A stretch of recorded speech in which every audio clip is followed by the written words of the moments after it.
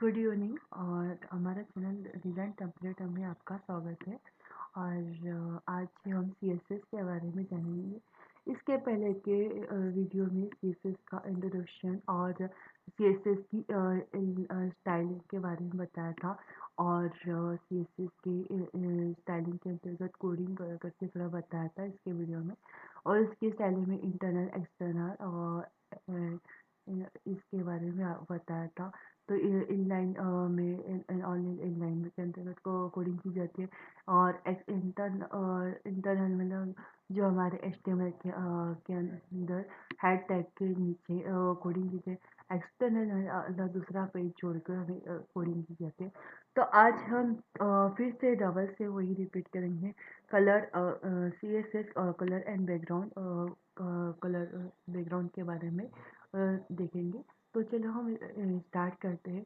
तो अभी जैसे मैंने C S S colour background tutorial के बारे में लिखा है। अब एचटीएमएल के कोड टाइप करेंगे। एचटीएमएल का कोड का टाइप करने के लिए यहाँ पे मैंने पेज ऑलरेडी सेव करके रखा है। ये सबलाइन पेज है और इसमें एचटीएमएल करके एंटर कर लूँगी तो ये हमारा कोड आ जाएगा इस टाइप से। फिर इसके बाद हम बैकग्राउंड कलर इसका ये दे देंगे टाइटल। इस टाइप से हमने टाइटल दे दिया है और इसको कंट्रोल एस से सेव कर देंगे। और राइट बटन या पहले से हमने ओपन करके रखा है इस टाइप से और रिफ्रेश कर देंगे तो हमारा इस टाइप से आ गया है। तो ये ट्यूटोरियल और ये सा और ये तो टेक्स्ट हमने जो दिया था वो ऊपर तो सिर्फ एक नॉर्मल सा हमने इसमें दिया था। और ये बैकग्राउंड कलर ये टाइटल के अंदर दिया। ये हमारा जो है एचटीएमएल के अंतर्गत नहीं दिया है। अब इसको जैसे हम इसको H1 टैग के अंतर्गत देंगे। हम जैसे H1 टैग लिया और इसको क्लोज कर दिया और इसको कॉपी करके इसी में डाल देंगे। ये मतलब वैसे तो आप बोल रहे होंगे कि हमारा वो उसमें दिख रहा है बट ये एचटीएमएल के अंतर्गत नहीं आएगा। ये ओनली सब लाइन टेक्स्ट और कोई भी टेक्स्ट एडिटर में आप इस टाइप से लिख दोगे और लिखने के बाद इसको रिफ्रेश सेव कर लेंगे और ब्राउज़र में जाके रिफ्रेश कर देंगे तो उसी टाइप से वो दिख जाएगा। पर मेन हमारे स्टेल केस में वो सही नहीं माना जाएगा और इसको रिफ्रेश करें तो उसे आ जाएगा। देखो H1 के अंदर हमने लिखा है। अब हम इसके अंदर स्टाइलिंग करना चाहते हैं। इसकी स्टाइलिंग करना मतलब कलर देना जैसे। अब जैसे हम एचटीएमएल में टैग के थ्रू करते थे। अब यहाँ सी एस एस कैरेक्टरिंग स्टाइल शीट होती है तो इसमें इसके टैग नहीं होते। इसमें इसके प्रॉपर्टीज़ होते हैं। तो अलग अलग टाइप की प्रॉपर्टीज़ का यूज़ किया जाता है और एक एक प्रॉपर्टीज़ का अलग अलग मीनिंग होता है। उसके हिसाब से आपको तो थोड़ा आज मैं प्रॉपर्टीज़ के बारे में और थोड़ा सा आईडी और के बारे में बताऊंगी आगे। तो चलो हम पहले इतना देख लेते हैं। और तो पहले इसके लिए इन लाइन में कर रहे हैं। तो इन लाइन में कर रहे तो स्टाइल देते थे। आप कलर करना है आपको। जैसे हमें यहाँ पे टेक्स्ट के अंदर कलर करना चाहते हैं तो टेक्स्ट के अंदर हम कलर करना चाहते हो यहाँ पे कॉलर दे देंगे। और कौन सा कलर करना है जैसे आपको पिंक करना है तो इसे हम पिंक कलर दे देते हैं। इस टाइप से पिंक कलर दे दिया। अब जैसे हम इसको सेव कर लेते कैसे टाइप से दिख रहा है देख लेते हैं कि किस टाइप से दिख रहा है। तो जैसे हम यहाँ गए और यहाँ पे आके इसको सेव करें इस टाइप से दिख रहा है। उसकी फिर इसका फाउंड कौन सा देना है फ़ॉन्ट फैमिली। तो फ़ॉन्ट फैमिली करके आप आएगा।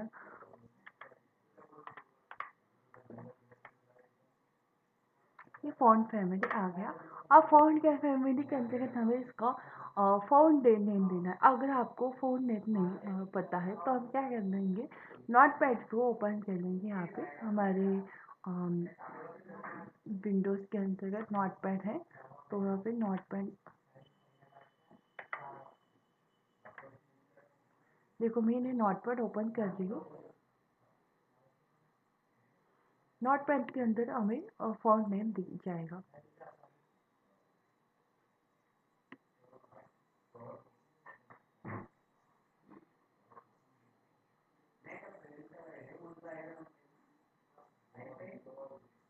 ये मेरा लेटेस्ट वर्जन वाला है इसके कारण यहाँ पे नहीं दिख रहा है। और नोटपैड नहीं है तो हमारा यहाँ पे एम एस वर्ड के अंतर्गत भी जाके आप देख सकते हो। एम एस वर्ड यहाँ पे एम एस वर्ड के अंतर्गत बहुत सारे हमारे फॉन्ट से दिए हुए थे, तो देख लेते हैं यहाँ से।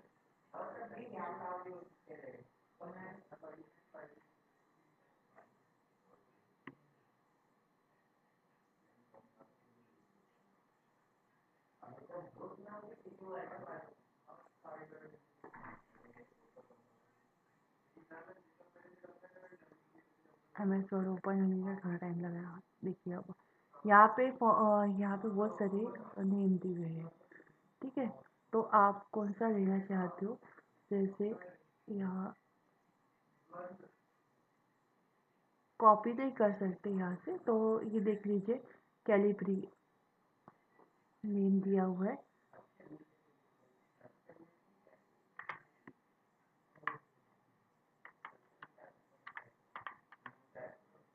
एक बार चेक कर लेते हैं सही है क्या।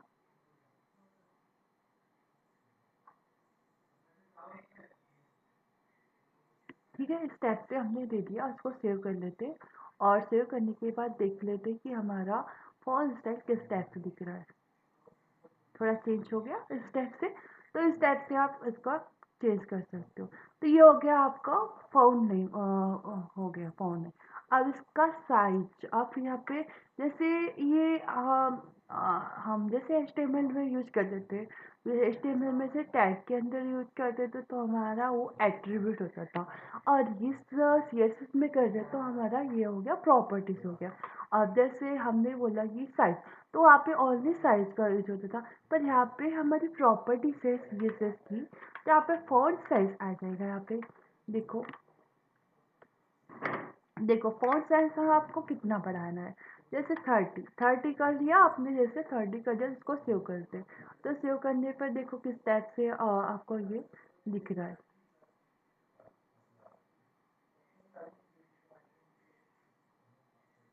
सॉरी, इसमें हमने पिक्सल में नहीं दिया है, और वहाँ पे जो हमारा HTML था उसमें पिक्सल की ज़रूरत नहीं पड़ती थी, यहाँ पे पिक्सल की आवश्यकता पड़ती है। बिना पिक्सल के ये काम नहीं करता है। तो इस टाइप से हो गया। अब इसको जैसे हमें कलर देना है, बैकग्राउंड कलर देना है, तो आप जैसे बैकग्राउंड कलर कैसे देंगे। द बैकग्राउंड कलर का जो जैसे मुझे येलो देना है,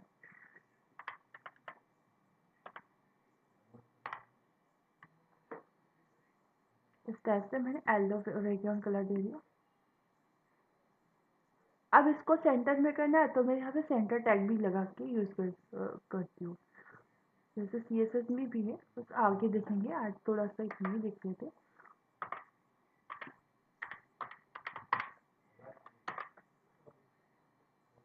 और ये मतलब आपको जो भी टैग यूज करते हैं ना, तो उसको पहले जैसे HTML टैग यूज किया, HTML टैग के बाद सेंटर टैग यूज किया, तो सेंटर टैग को बाद में क्लोज नहीं करना है, पहले करना है HTML के पहले। आप देख तो इसको सेव करके किस तरह से सेंटर में आ गया है क्या, ये देख लो, आ गया ये सेंटर में। इस टाइप से हमारा ये हो गया। अब जैसे इसको हम पैराग्राफ में थोड़ा देख लेते हैं, फिर आगे का देखते हैं। अब पैराग्राफ में जैसे कोई आपको कुछ पैराग्राफ लिखना है, मतलब कोई लेट कोई भी किसी के बारे में कोई भी लेटर है किसी के कोई बारे में लिखना चाहते हो, तो पैराग्राफ जो PR टैग में सॉरी P टैग्स में लिख सकते हो। जैसे मैंने लिखा I am my name is पूजा, इस टाइप से लिख दिया, और माय नेम इज पूजा, और this is a computer class,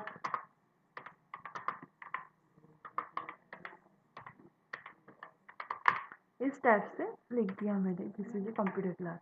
अब ये इतना हमारा पैराग्राफ हो गया, थोड़ा सा इसको कॉपी पेस्ट कर लेते हैं इसको, तो जरा सा कॉपी पेस्ट,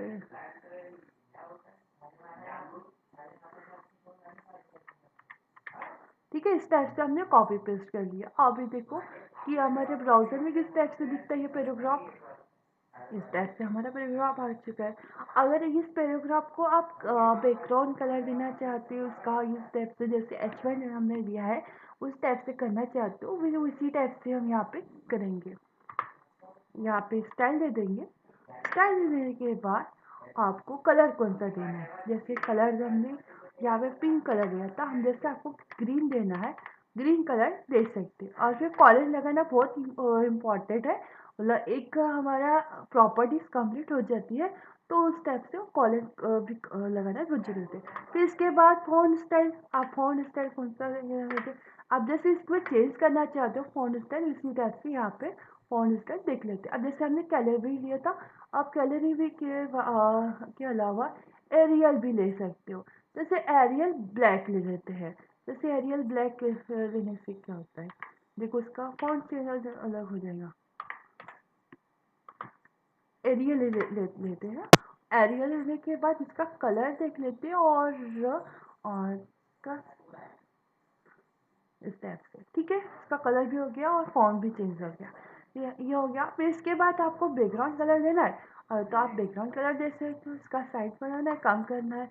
अब जैसे इसका फॉन्ट साइज देख लेते हैं। अब जैसे आप 50 कर देते, 50 पिक्सल कर लेते।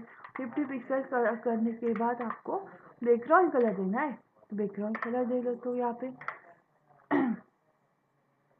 कौन सा कलर देना है आपने बैकग्राउंड कलर, आपको जैसे डीप पिंक देना चाहते हो, डीप पिंक कलर दे दिया और हम इसको सेव कर देते हैं। और सेव करने के यहाँ कर दिया आपने और रिफ्रेश करके देख लेते हैं। ठीक है, तो इस टाइप से आपको समझ में आ गया हमारे इसमें बैकग्राउंड कलर कैसे देना है और इसका ट्यूटोरियल। और आगे हम देखते हैं CSS सेक्टर ट्यूटोरियल। अब सेक्टर के बारे में थोड़ा सा आपको बता देती हूँ किस क्या क्या क्या होता है। वैसे देखो, जो हमारे टैग होते हैं उसी को सेक्टर कहते हैं। जैसे एक आपको लिख के बताती हूँ, वन में इसका फॉन्ट साइज बढ़ा लेते हैं, सेंटर में कर लेते हैं। देखो, CSS बेसिक सेक्टर,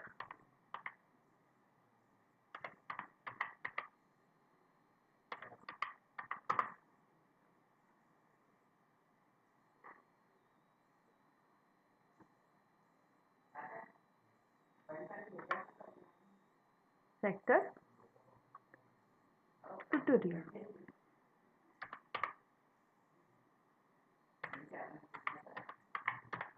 इस टाइप से। फिर इसके बाद तो टैग नेम सेक्टर,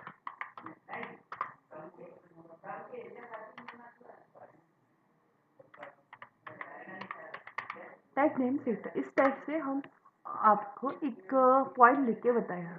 तो इसका कैसा क्या होता है, अब जैसे हम इन लाइन में हमने क्या किया, आपको इस टाइप से बता दिया था। ये इस टाइप से हमको टैग के अंदर प्रॉपर्टीज का यूज करना है।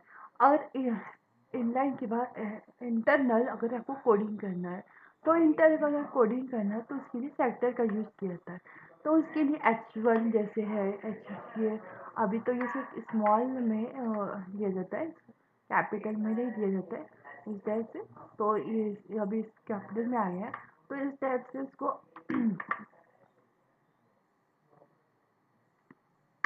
या इस टाइप से इसको कोडिंग करते हैं।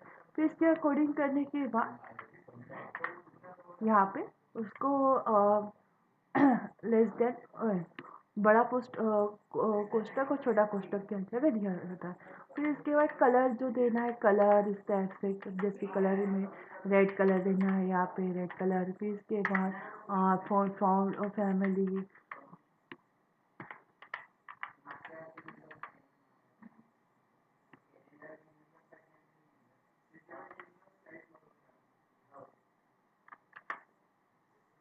फॉन्ट फैमिली जो देना है, जैसे यहाँ पे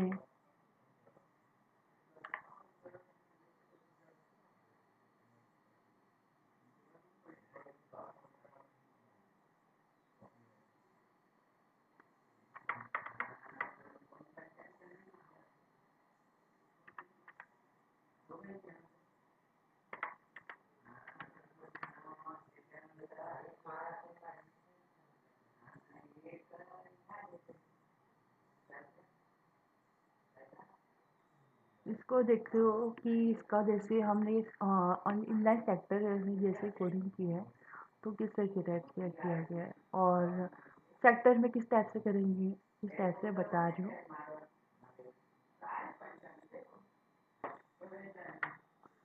तो इस तरह से फॉन्ट फैमिली का यूज़ करके इसमें यूज़ कर सकते हैं इस सेक्टर के अंतर्गत। तो ये हो गया आपका H1 सेक्टर। जब H1 के अंदर और कोई टैग के अंदर आपको करना है, जैसे टेबल, टेबल के अंदर देना है, तो टेबल के टैग के अंदर देना है, तो इस टाइप से इसको इन इंटरनल में कर सकते हैं। और फिर इसके बाद ड्यू में देना है, ड्यू के अंदर देना है, तो इस टाइप से इसको स्मॉल लेटर में करना है, यहाँ पे इससे कैपिटल हो रहा है, तो इस टाइप से कर सकते हैं। तो इतना आपको समझ में आ गया होगा सेक्टर किसे कहते हैं। सेक्टर में जो हमारे टैग होते हैं उसके अंदर इंटरनल कोडिंग करनी है। जैसे एच ये इंटरनल कोडिंग मीन्स आपकी, जैसे हम यहाँ पे HTML टैग का यूज़ करते हैं। HTML टैग में हेड, जो हेड दिया जाता है, हेड को ओपन करते हैं, फिर टाइटल दिया जाता है, नीचे हेड टाइटल के नीचे जो हमारी स्टाइलिंग की कोडिंग होती है, जैसे ये स्टाइलिंग की इस टाइप से। एक बार आपको एग्जाम्पल बता के बता देती हूँ, इस टाइप से हम स्टाइलिंग की कोडिंग करके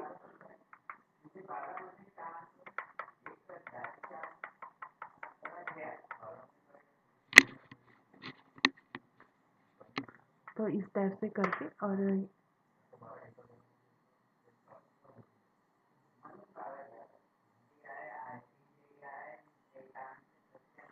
तो इस टाइप से स्टाइलिंग करके फिर जैसे आपको H1 इस टाइप से दे देते, और यहाँ पे और जैसे कलर देना है, इस टाइप से कलर दे दिया। आप जैसे यहाँ पे कलर आपको कौन सा देना है, जैसे यहाँ से मैं मिटा रही हूँ, जैसे यहाँ से मैं मिटा के जैसे लाइट में किया है मैंने, और इस टाइप से लाइन में किया, यहाँ पे रेड कलर देती हूँ, तो यहाँ पे रेड कलर दे दिया। और इसका साइज आपको बढ़ाना है, फॉन्ट साइज देना है, तो फॉन्ट साइज आपको कितना देना है, जैसे 50 पिक्सल इस टाइप से, तो इससे सेक्टर के अंतर्गत कर सकते हैं।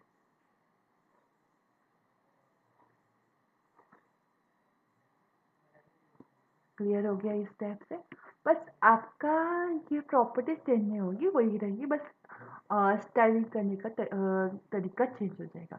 इतना क्लियर हो गया आपको। तो आज हमने क्या सीखा, हमने देखा कि ये प्रॉपर्टीज़ के अंदर बैकग्राउंड कलर, इसका फॉन्ट प्राइमरी को कलर देना, ये हमने जाना। और सेक्टर के बारे में जाना कि जो हमारे सेक्टर होते हैं, जैसे टैग होते हैं, उस चीज़ को सेक्टर करते हैं, उसके और इन एक्सटर्नल इंटरनल कोडिंग कैसे करते हैं इसके बारे में हमने देखा। तो आगे इसके आगे और वीडियो और देखेंगे। तो इसके लिए थैंक यू, बाय।